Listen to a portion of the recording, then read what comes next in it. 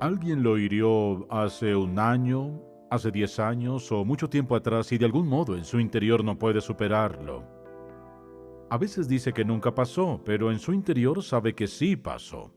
Así que trata de negarlo y eso no funciona. Lo suprime y de algún modo vuelve a salir y a veces sale de una manera vergonzosa. Usted sabe en su interior que algo sucedió que lo puede identificar, de hecho puede señalar a la persona. Y lo que al parecer fue solo un poco doloroso al principio, de algún modo se solidificó como cemento en su mente. Está ahí, situado ahí, permanece ahí, su carga está ahí. Quisiera liberarse, deshacerse de ello, pero simplemente no puede. Lo lastimaron tanto que de algún modo siente que nunca en su vida podrá superar esto. Quisiera decirle, hermano, sí se puede. Porque mire, si usted no supera las heridas del pasado, lo que descubrirá es esto. Esas heridas pueden hacer mucho daño a su vida. Todos sufren en algún punto de la vida. A los niños los hieren sus padres, los padres se hieren, los amigos se lastiman. El dolor es parte de vivir en la sociedad en la cual vivimos. La gente dice cosas que no deberían de la nada. A veces es muy deliberado, a veces son rumores maliciosos, a veces es una lesión física, a veces es abuso, abuso de un niño, de un adolescente o de otro adulto. Todo tipo de cosas en nuestra vida nos causan heridas. Así lo que debemos hacer es decidir cómo trataremos esta herida. ¿Trataré esta herida de tal modo que me dañe en cada aspecto de mi vida? ¿O aprenderé a tratar esta herida de tal forma que la podré asimilar, manejarla adecuadamente y seré capaz de aprender algo de ella, extraer algo, crecer como resultado de ella y no permitirle que me dañe? Porque Dios no quiere que respondamos a las heridas de tal modo que devasten nuestra vida, perdamos nuestro testimonio, que vayamos cargando una especie de carga emocional de la cual nunca podremos escapar. Quisiera que me acompañe a Efesios capítulo 4. Y en este Efesios 4, que es uno de mis libros favoritos de la Biblia, porque en él Pablo ha incluido tanta teología en los primeros 3 capítulos y tanta vida cristiana práctica en esa parte. Y en este capítulo 4 ha estado hablando de cosas con las que lidiamos en nuestra vida, sobre renovar nuestra mente y lidiar con la ira y demás. Luego dice, si lo notan, llegando al final en el versículo 30, dice: y no contristéis al Espíritu Santo de Dios, con el cual fuisteis sellados para el día de la redención. Y lo contristamos de muchas formas, y él habló de algunas de ellas por nuestro hablar y demás. Y dice en el versículo 31, quítense toda, escuche esto, quítense de vosotros toda amargura, enojo, ira, gritería y maledicencia y toda malicia. Antes sed benignos unos con otros, misericordiosos, perdonándoos unos a otros como Dios también os perdonó a vosotros en Cristo. Creo que todos sabemos que hay algunas heridas en la vida que podemos perdonar muy fácil y decir, bueno, ya sabes, me lastimaste, pero lo superaré y entiendo que te equivocaste o entendí que en ese tiempo de tu vida te pasaba algo o lo que sea. Luego hay heridas tan profundas en la vida de algunos que parece que de algún modo no pueden superarlas. Van a la iglesia, oyen el evangelio, saben la verdad y dicen, bueno, eso dice Dios y eso es lo que siento, pero... Y de algún modo, muchas veces no se dan cuenta de que aferrarse a las heridas, aferrarse a sus heridas, comienza a causarles un gran daño en cada aspecto de su vida. Aferrarse a una herida muchas veces es una seguridad para usted. Cuando alguien se aferra a una herida tanto tiempo, con el tiempo, la sola idea de renunciar a ella se convierte en una amenaza mayor que el daño que la herida le causa. Y entonces pienso en niños que vienen y son abusados por sus padres, ya sea sexual o físicamente o incluso verbalmente, y crecen y tienen que vivir con esta carga toda su vida. Y lo que pasa es que crecen con ira hacia sus padres, por ejemplo, y como resultado de ello, la relación, por supuesto, nunca es como debería ser. Y van por la vida preguntándose, ¿por qué me siento de esta manera? ¿Por qué siento hacia mis padres lo que siento o hacia alguien más? Y así, con frecuencia, no lo identifican. Porque dicen, oh sí, me lastimaron antes, pero a todos lo lastiman y por ende lo he olvidado. No lo ha hecho, mire, no solo olvida el dolor, tiene que lidiar con las heridas de una forma u otra. Las heridas no tratadas adecuadamente nos dañan en cada aspecto de nuestra vida. Quisiera que lo veamos porque pasa esto. Esas heridas en la vida, a menos que se traten bien, se traducirán en un espíritu rencoroso. Y con frecuencia ese espíritu rencoroso puede ser muy sutil, especialmente, esto es cierto, si es el resultado de algo que un padre hizo, porque es una respuesta natural y normal que una persona diga, bien, después de todo, ella es mi madre. Después de todo, él es mi padre. Seguro amo a mi papá. Seguro amo a mi madre. Y de algún modo este amo a mi madre, amo a mi padre, son mis padres.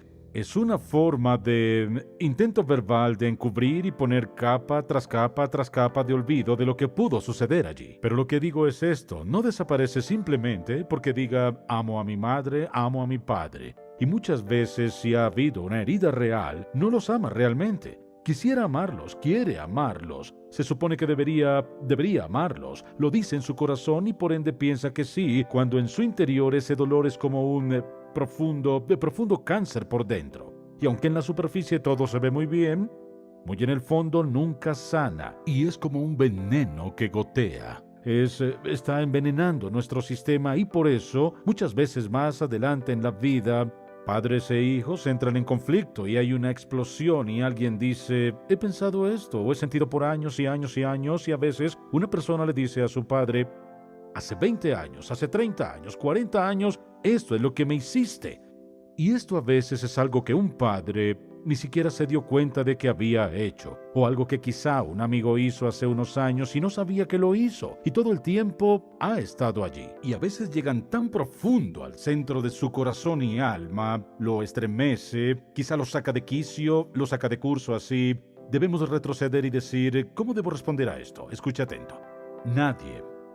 Nadie puede hacer que usted y yo tengamos un espíritu rencoroso. Nadie puede obligarnos a ese extremo. Nadie puede causarme tener un espíritu rencoroso. Nadie puede hacerme enfadar. Nadie puede hacerme hostil. Nadie puede causar malicia en mi corazón. Esas son respuestas que debo consentir en mí y que mi ser emocional debe aceptar o rechazar. Y si permito que estas emociones me inunden, permito que se desborden y me controlen, es porque elijo estar enojado, elijo tener malicia, elijo no perdonar, yo elijo tener ese tipo de actitud. Bien, esto es lo que me ha ayudado por encima de todo en mi vida personal. Y es cuando pienso en el hecho de cuando el Señor Jesucristo fue a la cruz, se llevó todos mis pecados en la cruz con Él. No importa qué haya hecho, lo que haré, Él ya me ha perdonado cada cosa en particular. ¿Cómo puedo guardar rencor por alguien más, ser rencoroso con ellos, cuando Él no ha sido rencoroso conmigo? Esa persona puede ser molesta, puede ser obstinada, quizá no quiere ser mi amiga, ni tener que ver conmigo. Ahora, cómo responden es una cosa. Cómo responde el otro es una cosa. Pero lo importante es cómo responderé. Voy a permitir que un espíritu rencoroso, una herida en mi vida, se convierta en algo dañino para mí? ¿O voy a responder sin importar cómo responda el otro? Cuando dice, quítense de vosotros, dice toda malicia, y sed benignos unos con otros, misericordiosos, perdonándoos unos a otros como el Señor nos perdonó. Bien, ¿cuáles son los daños que enfrentamos? Primero, emociones dañadas. Hay mucha gente, de hecho, quizá la mayoría, no diría que todos, pero la mayoría son dañados en algún punto de su vida emocional.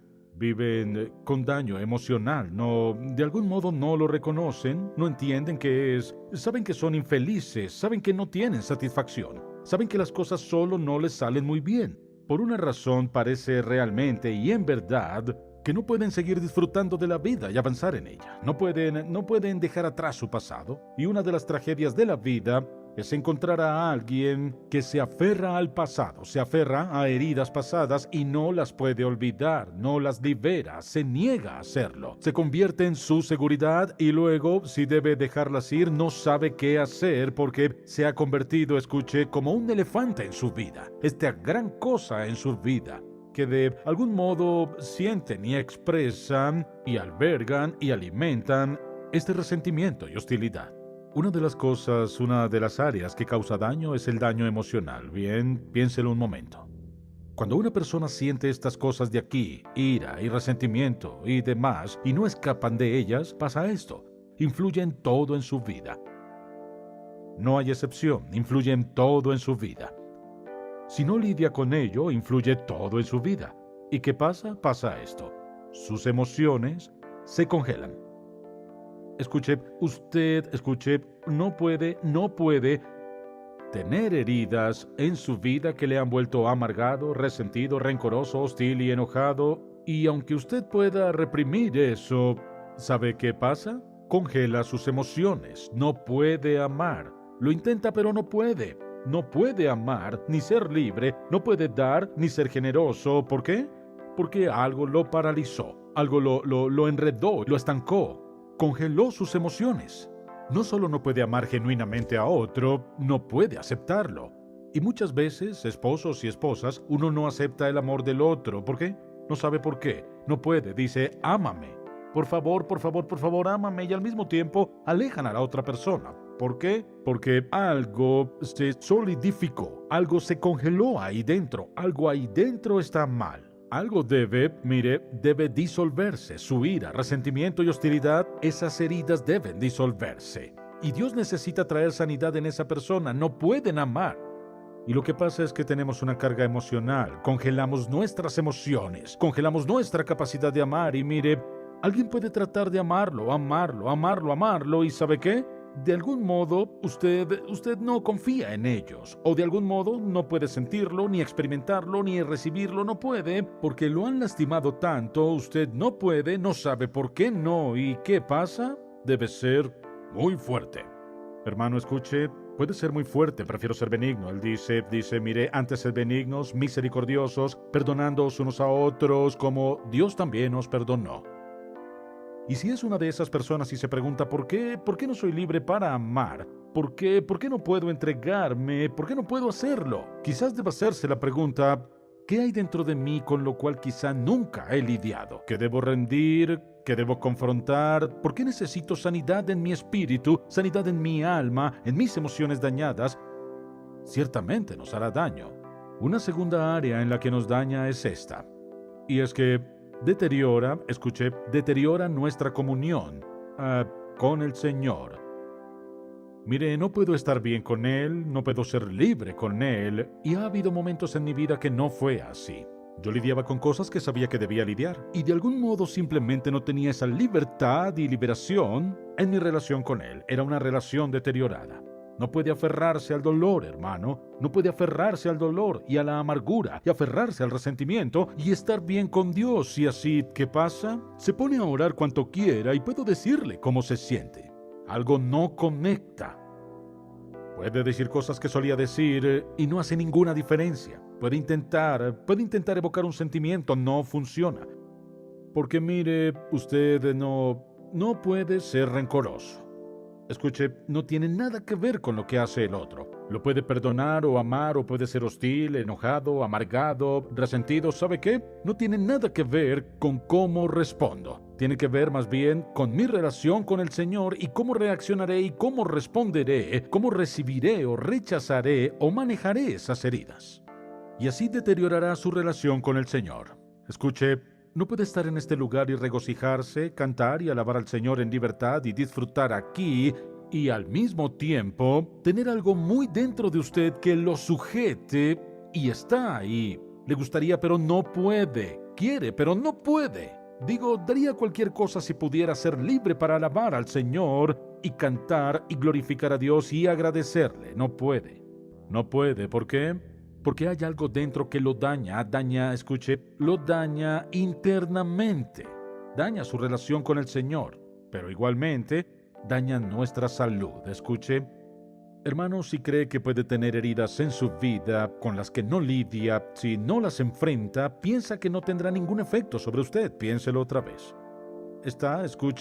Va a haber un fusible quemado físicamente en su cuerpo de alguna manera. A menos que trate con las heridas ahí, va a suceder.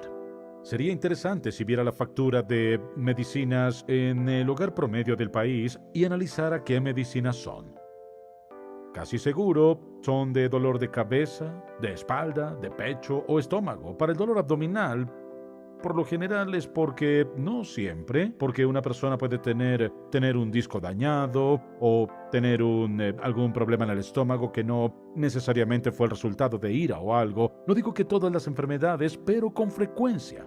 Muchas veces estas cosas son resultado de algo que pasa dentro que afecta a nuestro cuerpo. Mire, Dios quiere llamar su atención de una u otra forma. Él preferiría que escuchara un mensaje, se postrara, tratara, se arrepintiera y siguiera adelante. Pero si no lo hago, ¿qué pasa? Esto es lo que pasa. En vez de eso, escuche, en vez de lidiar con sus heridas, escuche atento, en vez de lidiar con sus heridas y buscar sanarlas, es más fácil ir al doctor. Doctor, tengo esto, estoy cansado, me siento mal todo el tiempo. Y me duele aquí, me duele por aquí. E imagino que los doctores, cuando la gente entra, ya tienen una receta. Les duele esto, aquello y lo otro. ¿Y qué hacen? Le escriben una receta. ¿Para hacer qué? Para aliviar su dolor, no para sanar su problema. ¿Y qué pasa? ¿De acuerdo? Es más fácil ir al doctor por una receta. Se sentirá mejor, pero ¿sabe qué pasa? Cuando se acaba la receta, ¿qué debe hacer? Debe volver y conseguir otra. Y hay gente tomando drogas por años y años y años y años y años. ¿Por qué? Porque no van a lidiar con el dolor en su interior que sucedió hace muchos años y años atrás en su vida. Es mucho más fácil tomar algo, escuche, es el tipo de gente que vive el momento. Me siento bien por el momento, no me preocupa el futuro, no me preocupa el dolor, no me preocupa la consecuencia de esto, solo quiero sentirme bien ahora. Y yo les digo que es devastador. Lo dañará emocionalmente. Deteriorará su relación con el Señor, afectará su relación con otra gente, lo afectará en su salud tarde o temprano, en algún punto del camino. Algún fusible se va a quemar si no hacemos lo que Él dice. Y es que Él dice, quítense de vosotros toda amargura, enojo, ira y maledicencia y toda malicia. Dice, supongamos que debo perdonar a alguien. ¿Cómo lo hago? Escuche atento. Definamos lo que no es el perdón. Perdonar no es justificar las acciones del otro. Perdonar es no olvidarlo.